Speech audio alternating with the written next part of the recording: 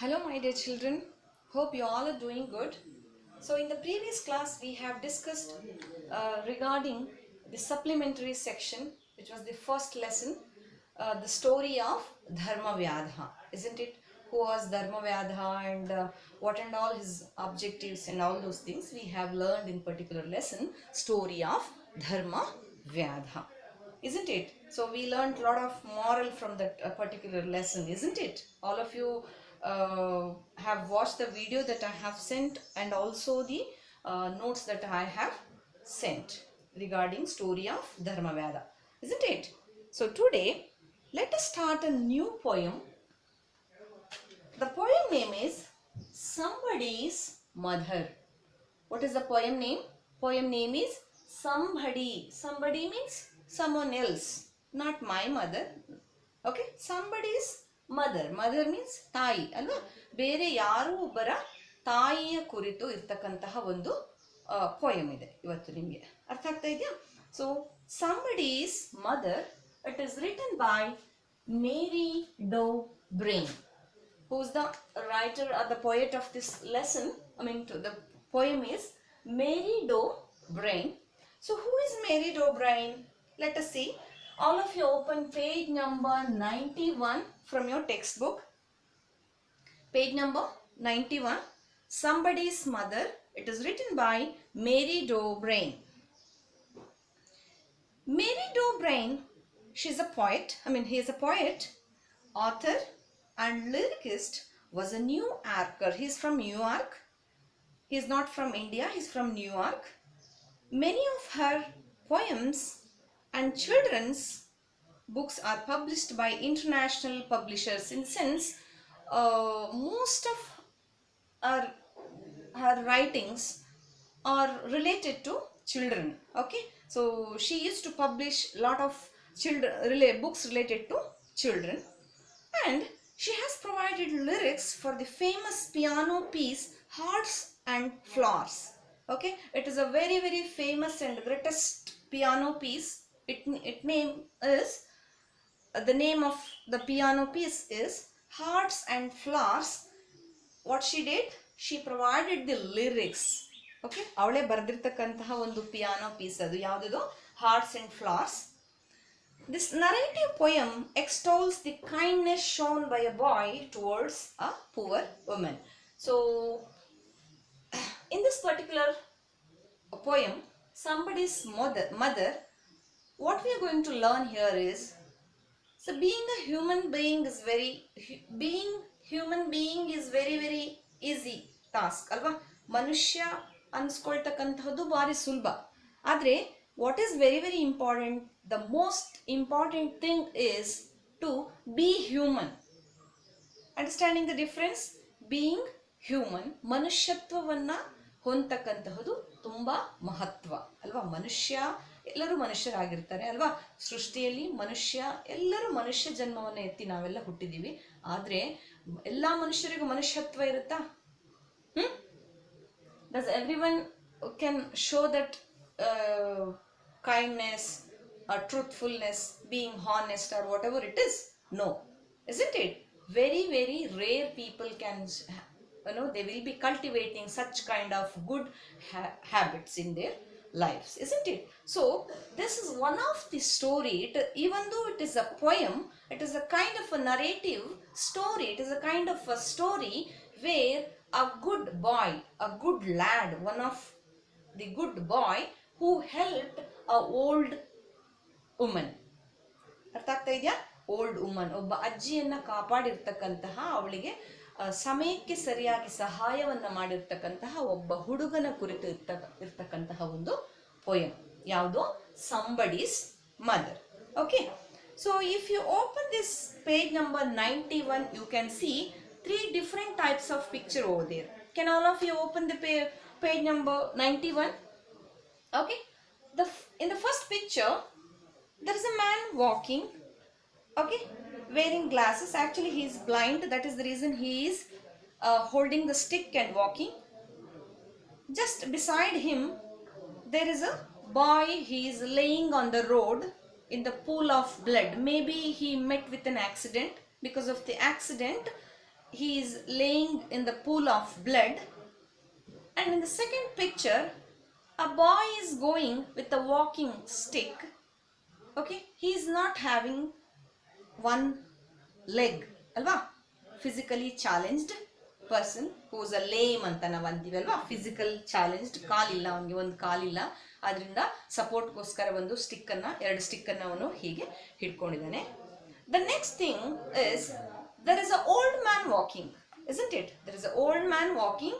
So what we should do actually, ideally speaking, when a person is very old and when you see them, what you will do actually, if they are not able to walk, you will help them, isn't it? So if there is no helping hand, what they will do? What they will do actually, they will carry a stick. Using that stick, they will start walking. So in the last picture, okay, there is a picture here. What is happening? There is an old woman, alva, obru ajji idare. So what is she doing? She is crossing the road, alva, she is crossing the road and she is taking help from a small boy.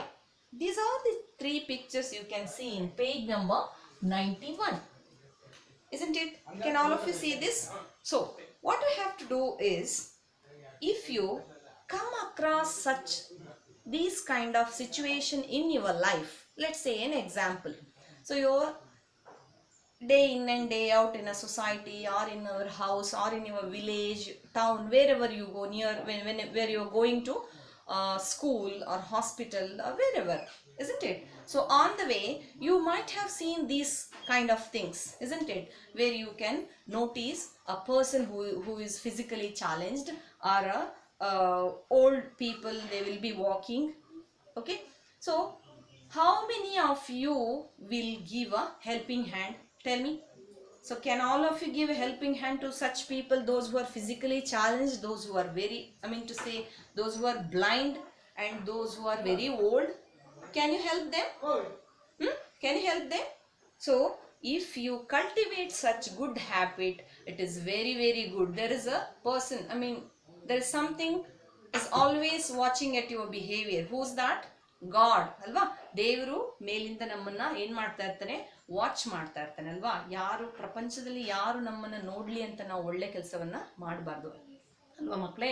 So ಮೇಲೆ ದೇವರು ಇದ್ದಾನೆ, ಅವನು ನೋಡ್ತಾನೆ ಅಲ್ವಾ. ಆ ರೀತಿಯಲ್ಲಿ ನಾವು ಒಳ್ಳೆಯ ಕೆಲಸಗಳನ್ನ ಮಾಡಬೇಕು, ಒಳ್ಳೆಯ ಬಿಹೇವಿಯರ್ಗಳನ್ನು ನಾವು ಕಲ್ಟಿವೇಟ್ ಮಾಡಬೇಕು, ಕಷ್ಟದಲ್ಲಿರುವವರಿಗೆ ಸಹಾಯ ಮಾಡಬೇಕು ಅನ್ನೋದನ್ನ ಈ ಪೊಯಮ್ ಅಲ್ಲಿ ನಾವು ನೋಡ್ತೀವಿ.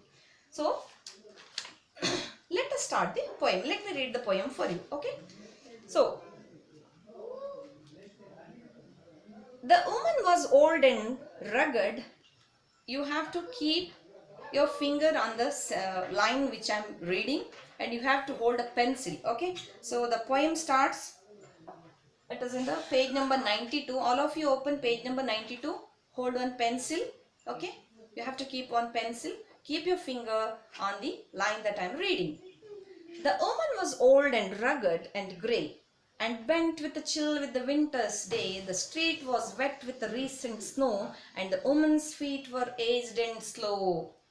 She stood at the crossing and waited long, alone, uncared for, amid the throng of human beings who passed her by, nor heeded the glance of her anxious eye.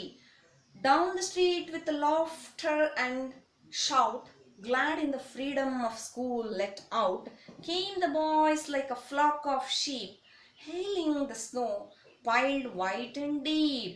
Past the woman, so old and grey, hastened the children on their way, nor offered a helping hand to her, so meek, so timid, afraid to stir, lest the carriage wheels or the horse's feet should crowd her down in the slippery street.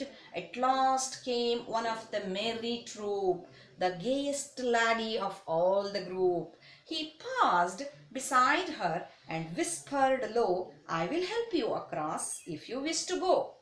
Her aged hand on his strong young arm she placed, and so without hurt or harm he guided the trembling feet along, proud that his own were firm and strong. Then back again to his friends he went, his young heart happy and well content. She is somebody's mother, boys, you know. For all she is aged and poor and slow, and I hope some fellow will lend a hand to help my mother. You understand? If ever she is poor and grey, when her own dear boy is far away. The last stanza for you.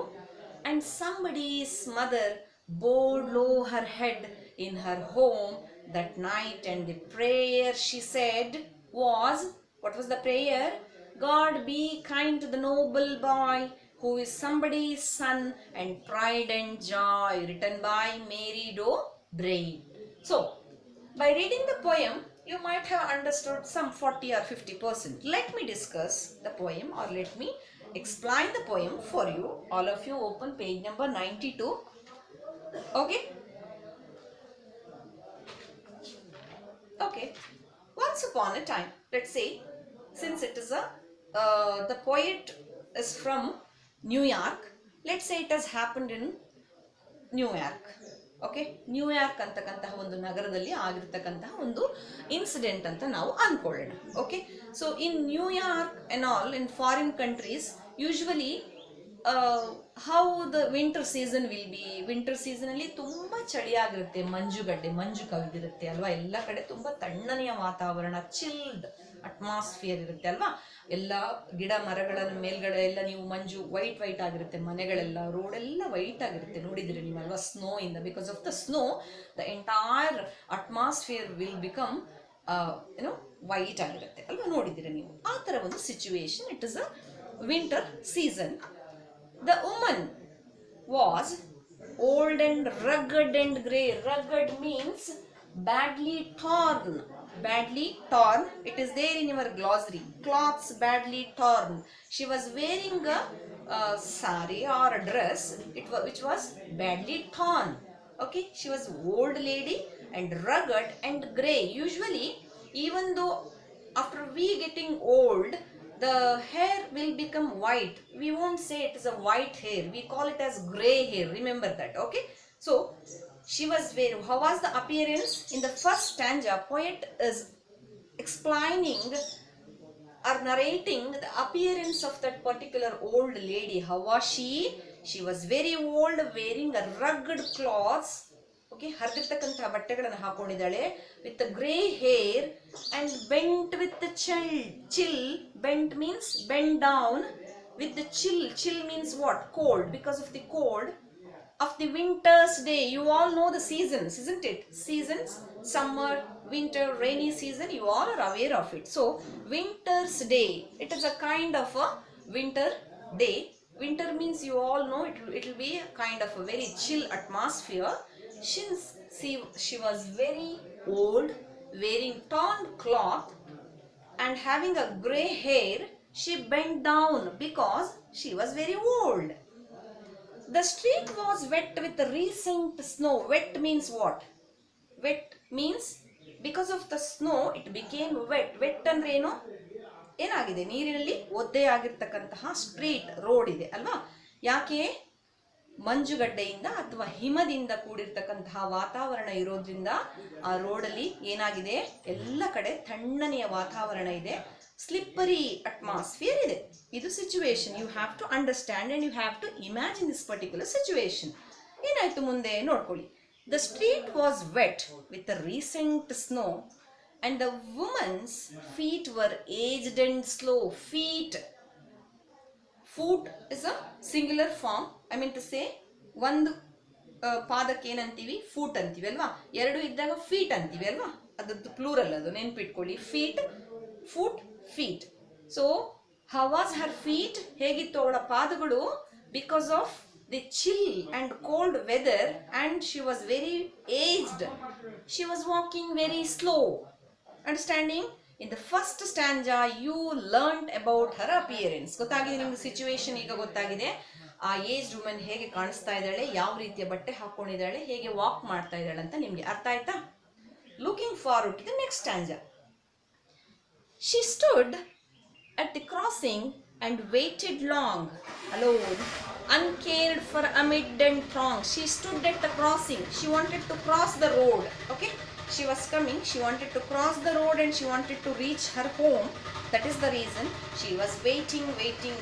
She was all alone. ಯಾರು ಇರಲಿಲ್ಲ ಜೊತೆಗೆ. Uncared for, care, uncare. ಯಾರು ಅವಳ ಕಡೆ ನೋಡ್ತಾ ಇಲ್ಲ, ಯಾರು care ಮಾಡ್ತಾ ಇಲ್ಲ. Amid means what? In the middle. Write down this. Amid means in the middle, midst ಅಂತ ಹೇಳ್ತೀವಿ ನಾವು. In the middle, where ಯಾವುದ್ರ middle ಇದ್ದಾಳೆ ಅವಳು? Throng means crowd. ಬರ್ಕೊಳ್ಳಿ. Write down this. Underline that word throng and write down it as crowd. CROWD. Crowd ಅಂದ್ರೆ ಜನಸಂದಣಿ, group of people. There are a lot of people walking here and there. She was all alone. ಅವರ ಮಧ್ಯದಲ್ಲಿ ಒಬ್ಬಂಟಿಯಾಗಿ ಅಷ್ಟೊಂದು ಜನ ಇದ್ರೂ ಕೂಡ she was feeling very alone because she was uncared and amid the throng. ಅಲ್ವಾ, ಜನಸಂದಣಿಯ ಮಧ್ಯದಲ್ಲಿ ಇರ್ತಾಳೆ ಅವಳು. Of human beings who passed her by. See how beautifully the poet is writing here is she is in the middle of, was she in the middle of animal? Was she in the middle of forest? No, she was in the middle of human being. ಮನುಷ್ಯರು ಅಂತ ಏನು ಹೇಳ್ತೀವಿ ನಾವು, ಅವರ ಮಧ್ಯದಲ್ಲಿ ಅವಳು ಒಬ್ಬಂಟಿ ಆಗಿದ್ಲು ಅಂತ ಹೇಳಿ ಹೇಳ್ತಾ ಇದ್ದಾರೆ. Nor heeded ಅಂದ್ರೆ notice. heeded, underline that word. heed means notice. heeded notice. ಯಾರು ಅವಳನ್ನು ನೋಟಿಸ್ ಮಾಡಿಲ್ಲ. The glance ಅಂದ್ರೆ ನೋಡ್ತಕ್ಕಂಥದ್ದು, ಯಾರು ನೋಡಿಲ್ಲ.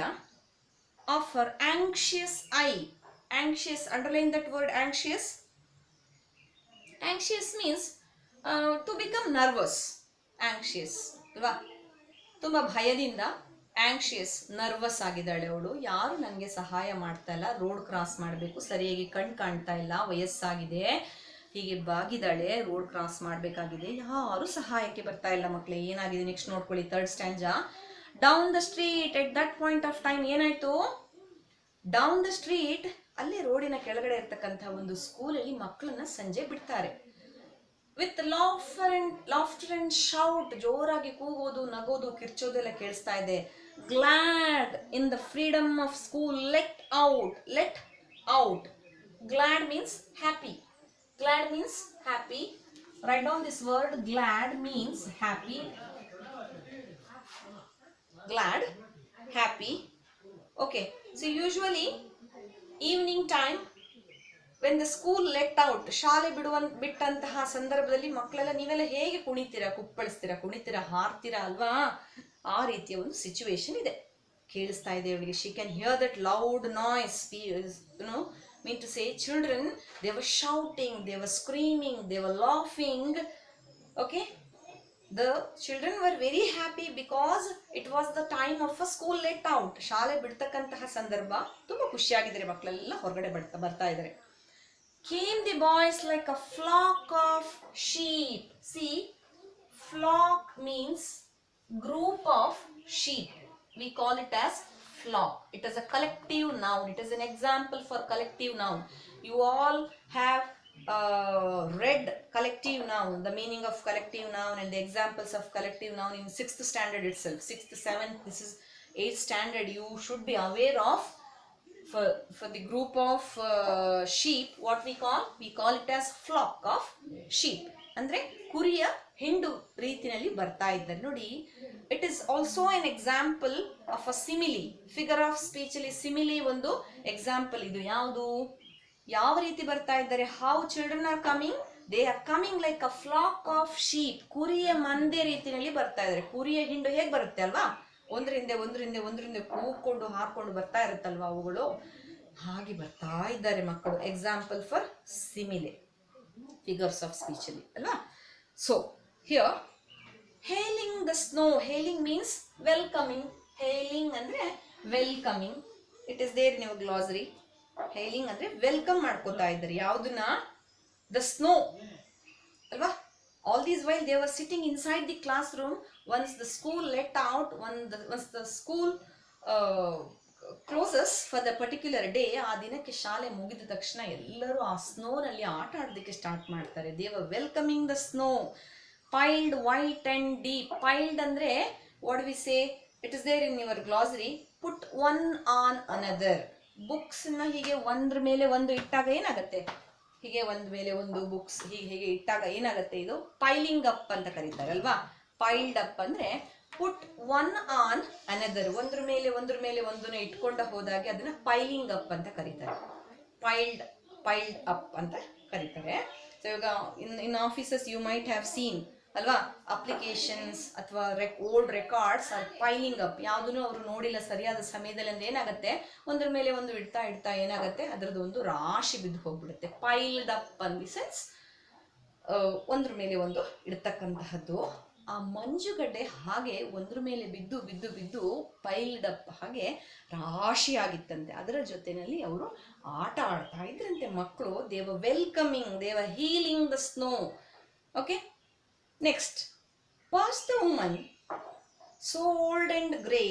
They started passing the woman. Old lady, she was standing on the street and she wanted to cross the road, and that particular children who were coming from the school, they were laughing, they were screaming, they were shouting. They started passing the old lady. Okay, hastened means rushing. Hastened, underline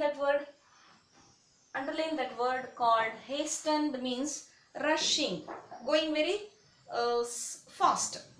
hastened ಅಂದ್ರೆ fast ಆಗಿ ಹೋಗೋದು, rushing, ಒಬ್ಬರನ್ನೊಬ್ಬರು ತಳ್ಕೊಂಡು ಹೋಗ್ತಾ ಇದ್ದಾರೆ. The children on their way, so they were actually going to their house. They are going, they were rushing, they were walking, whatever. They were not noticing this particular lady, nor offered a helping hand to her. So they have not offered a helping hand. ಯಾರು ಸಹಾಯಕ್ಕೆ ಬರಲೇ ಇಲ್ಲ. So meek means what? Meek means mild. Opposite word wild. You all are aware of it, isn't it? Mild, wild. Mild ಅಂದ್ರೆ ತುಂಬಾ ಮೃದುವಾಗಿರ್ತಕ್ಕಂತಹ, wild ಅಂದ್ರೆ ತುಂಬಾ ಕ್ರೂರವಾಗಿರ್ತಕ್ಕಂತಹ ಅಲ್ವಾ. ಸಣ್ಣ ಮಕ್ಕಳಿಗೆ ನಾವು ಮೈಲ್ಡ್ ಆಗಿದ್ದಾರೆ ಅಂತೀವಿ ಅಲ್ವಾ, ಸಿಂಹಗಳಿಗೆ ಚಿರತೆಗಳಿಗೆ ವೈಲ್ಡ್ ಅಂತ ಕರಿತೀವಿ. ಹಾಗೆ ಹವಾಶಿ the old lady was so meek. ತುಂಬಾ ವಯಸ್ಸಾದ ಮೇಲೆ ಎಲ್ಲರೂ ಹಾಗೆ ಮಕ್ಕಳು ರೀತಿಯಲ್ಲಿ ಆಗ್ಬಿಡ್ತಾರೆ ಮಕ್ಕಳೇ ಅಲ್ವಾ. ಸಣ್ಣ ಮಗುವಿನ ರೀತಿಯಲ್ಲಿ ಬಿಹೇವ್ ಮಾಡೋದಕ್ಕೆ ಸ್ಟಾರ್ಟ್ ಮಾಡ್ತಾರೆ. ಅವರಿಗೆ ಯಾವಾಗಲೂ ಒಬ್ರು ಸಹಾಯ ಬೇಕು. ಶಿ ವಾಸ್ ವೆರಿ ಮೀಕ್, ತುಂಬಾ ಮೈಲ್ಡ್ ಆಗಿರ್ತಾಳೆ ಅಜ್ಜಿ. So timid means what? ಹೇಡಿ ಅಥವಾ ಅಂಜುಬುರುಕ.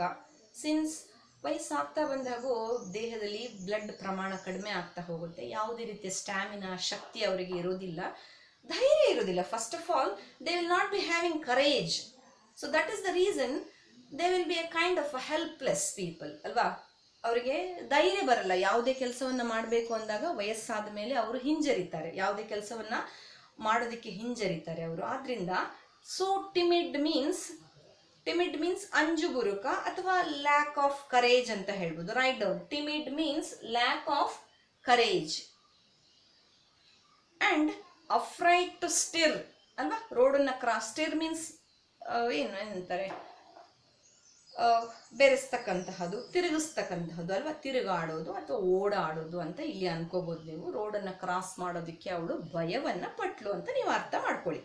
Next, lest the carriage wheels or the horse's feet should crowd her down in the slippery street. Actually, in foreign countries, how we are having auto rickshaws here in India, there in a foreign they will be having horse ಕಾರ್ಟ್ಗಳಿರುತ್ತೆ, ಇನ್ನು van ಇರುತ್ತೆ. ಈ ರೀತಿಯ ಬಾಡಿಗೆಗೆ ಹೋಗ್ತಕ್ಕಂತಹ, ರೆಂಟ್ಗೆ ಹೋಗ್ತಕ್ಕಂತಹವರೆಲ್ಲ ಇರ್ತಾರೆ. ಹಾರ್ಸಸ್ಗಳೆಲ್ಲ ಅದೆಲ್ಲ ಇರುತ್ತೆ. ಕ್ಯಾರೇಜ್ಗಳನ್ನು, goods ಕ್ಯಾರೇಜ್ಗಳನ್ನೆಲ್ಲ ಉಪಯೋಗಿಸ್ತಾರೆ.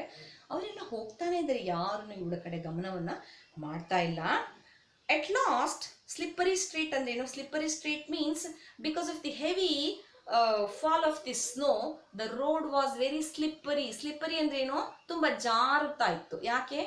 ಮಂಜು ಅಥವಾ ಹಿಮ ಬಿದ್ದಿರೋದ್ರಿಂದ ಆ ರೋಡ್ ಏನಾಗಿದ್ದು, ಜಾರ್ತಾ ಇದೆ ತುಂಬಾ. ಈ ಮಳೆಗಾಲದಲ್ಲಿ ನೀವು ನೋಡಿದಿರಿ ಅಲ್ವಾ, ರೋಡ್ ಹೇಗಿರುತ್ತೆ, ತುಂಬಾ ಮಳೆ ಬಿದ್ದು ರೋಡ್ ಹೇಗಾಗಿರುತ್ತೆ, ಜಾರ್ತಾ ಇರುತ್ತಲ್ವಾ.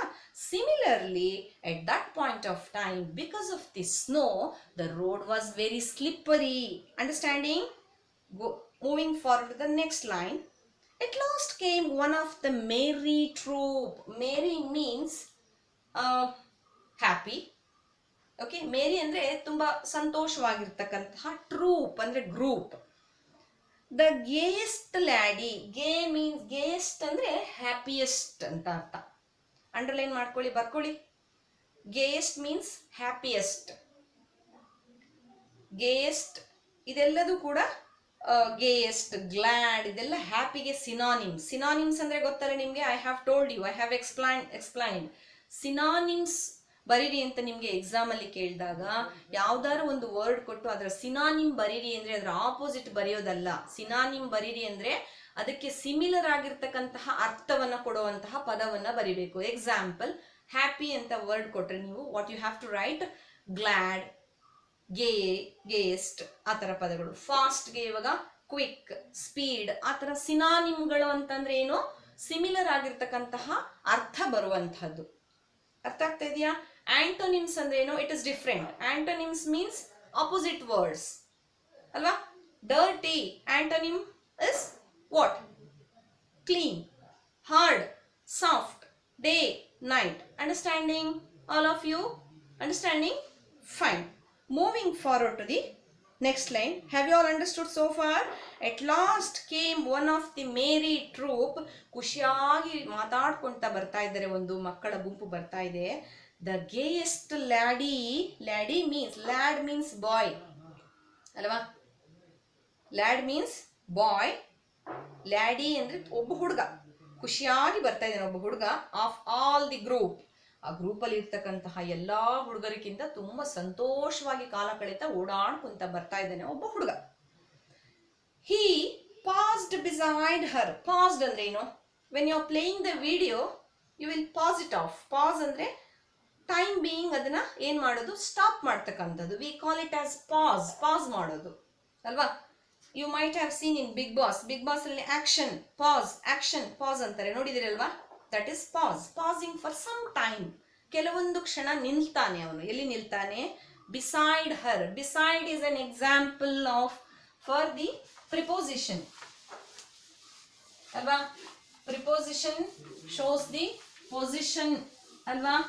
Where is he standing, he is standing beside the old lady. Beside, it is an example for preposition.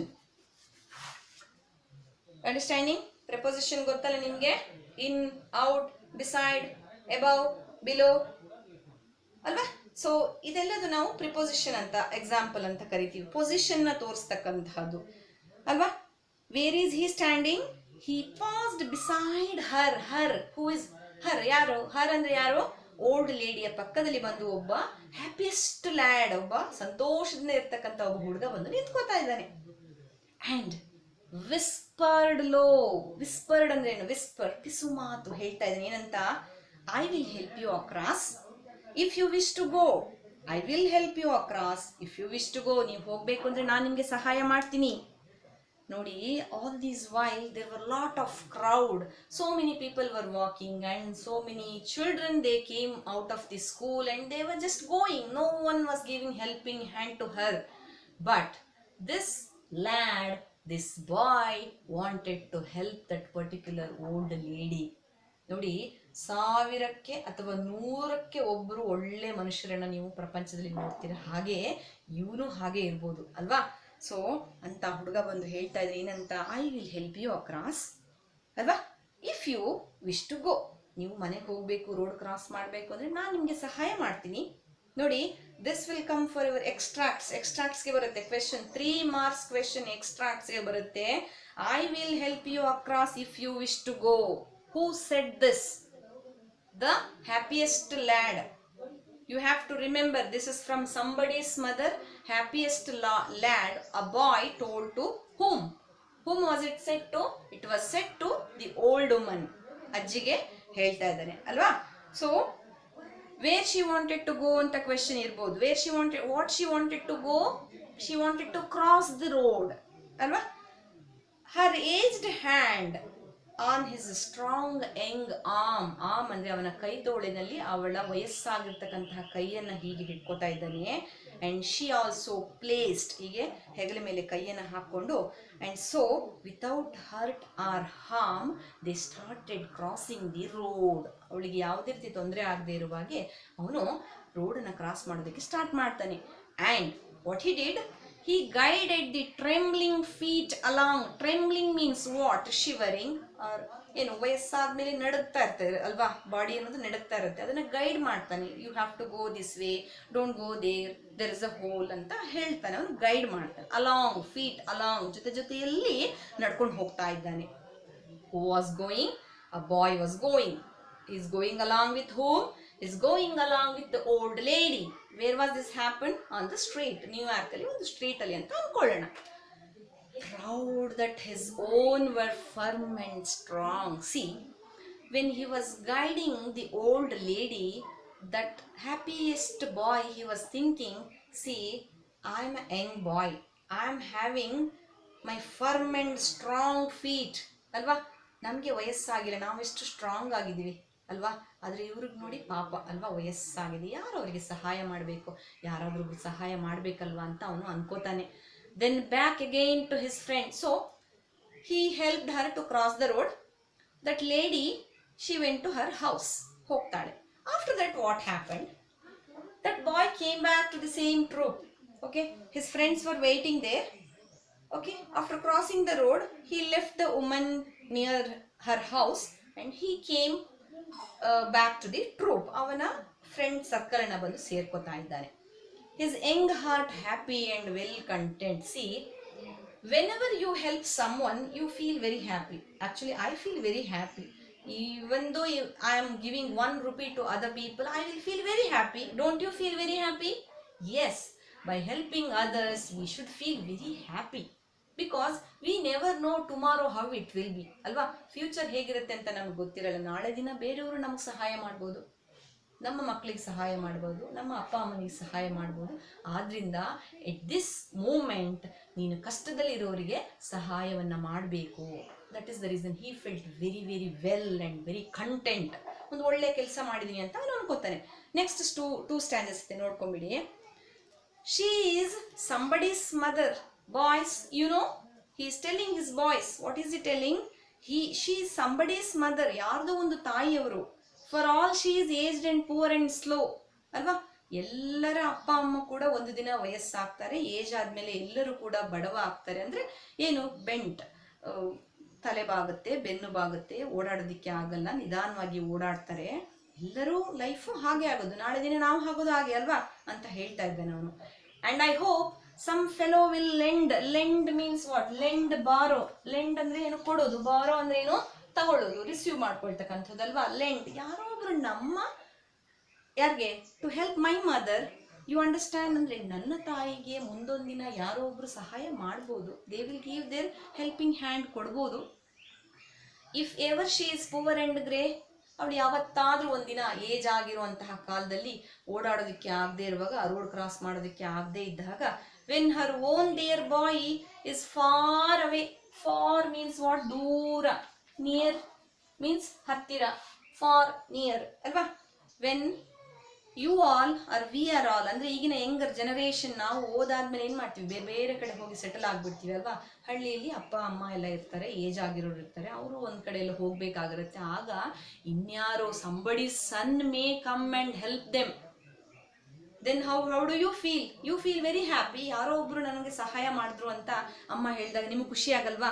ಅದೇ ರೀತಿನಲ್ಲಿ ನೀನು ಈಗ ಬೇರೆಯವರ ತಾಯಿಗೆ ಸಹಾಯ ಮಾಡಿದ್ರೆ ನಿನ್ನ ತಾಯಿಗೆ ಬೇರೆಯವರು ಸಹಾಯ ಮಾಡ್ತಾರೆ ಅಂತ ಹೇಳಿ ಹೇಳ್ತಾ ಇದ್ದಾರೆ. ಇಷ್ಟು ಚೆನ್ನಾಗಿದೆ ಅಲ್ವಾ, ಇಷ್ಟೊಂದು ಮಾರಲ್ ಇದೆ ಕಲಿತಕ್ಕಂಥದ್ದು. ಲಾಸ್ಟ್ ಸ್ಟ್ಯಾಂಜ ನೋಡ್ಕೊಳ್ಳಿ. And somebody's mother board low Har head in her home that night. C, ಆ ತಾಯಿ ಏನ್ ಮಾಡ್ತಾ ಇದ್ದಾಳೆ, ಯಾರೋ ಒಬ್ಳು ತಾಯಿ ಅವಳು ಅಲ್ವಾ, ಅವಳು ರೋಡ್ ಕ್ರಾಸ್ ಮಾಡಿದ್ಮೇಲೆ, ಈ ಹುಡುಗ ಹೆಲ್ಪ್ ಮಾಡಿದ್ಮೇಲೆ ಮನೆಗೆ ಹೋಗಿ ಏನ್ ಮಾಡ್ತಾಳೆ ಅವಳು, she didn't keep quiet. What she did? So she prayed. ದೇವರಿಗೆ ಅವಳು ಪ್ರಾರ್ಥನೆಯನ್ನ ಮಾಡ್ತಾಳೆ. ಏನ್ ಪ್ರಾರ್ಥನೆ ಮಾಡ್ತಾಳೆ? ಗಾಡ್, ಓ ಆಲ್ಮೈಟಿ ಅಂತ ಹೇಳ್ತೀವಲ್ಲ ನಾವು. O God, be kind. Kind means what? Merciful. Be merciful be kindful ಅಂತ ಏನಂತ ದಯೆಯನ್ನ ತೋರಿಸು, ಕರುಣಾಮಯಿ ತಂದೆ ನೀನೇ ರಕ್ಷಿಸಬೇಕು. God be kind to the noble boy. Noble boy ಅಂದ್ರೆ ಅಷ್ಟು ಒಳ್ಳೆಯ ಹುಡುಗ, ಯಾರು ಸಹಾಯ ಮಾಡದೇ ಇರುವಾಗ ಸಹಾಯ ಮಾಡಿರ್ತಕ್ಕಂಥ ಹುಡುಗನಿಗೆ ನೀನು ಯಾವಾಗಲೂ ಅವನಿಗೆ ಆಶೀರ್ವಾದ ಮಾಡು, ಯಾವಾಗಲೂ ಅವನ ಮೇಲೆ ದಯೆಯನ್ನು ತೋರಿಸು ಅಂತ ಹೇಳಿ ತಾಯಿ, ಆ ಒಂದು ಸಂಬಡಿಸ್ ಮದರ್, ಅವನ ತಾಯಿ ಅಲ್ಲ, ಯಾರ್ದೋ ಒಬ್ಳು ತಾಯಿ ಅವಳಲ್ವಾ, ಅವಳು ಕೇಳ್ಕೊತಾ ಇದ್ದಾಳೆ. ಇದು ಕೂಡ ನಿಮಗೆ ಎಕ್ಸ್ಟ್ರಾಕ್ಟ್ಸ್ಗೆ ಬರುತ್ತೆ, ಅಂಡರ್ಲೈನ್ ಮಾಡ್ಕೊಳ್ಳಿ. Very very important line. God be kind to the noble boy. Who said this? This was said by the old lady from somebody's mother, alva? Old lady, alva? Who was the noble boy? Who helped her to cross the road? Aitara question galirutte. Who is somebody's son and pride and joy? ಜೀವನದಲ್ಲಿ ಅವನಿಗೆ ಯಾವಾಗಲೂ ಕೂಡ pride ಮತ್ತೆ ಜಾಯ್, ಖುಷಿಯಾಗಿ ಸಂತೋಷವಾಗಿ ಅವನ ಜೀವನವನ್ನು ಕಳೆಯುವಂತಹ ರೀತಿಯಲ್ಲಿ ನೀನು ಆಶೀರ್ವಾದವನ್ನು ಮಾಡುವಂತ ದೇವರ ಹತ್ರ ತಾಯಿ ಕೇಳ್ಕೊತಾಳೆ. ಅರ್ಥ ಆಯ್ತಾ? Understood the poem?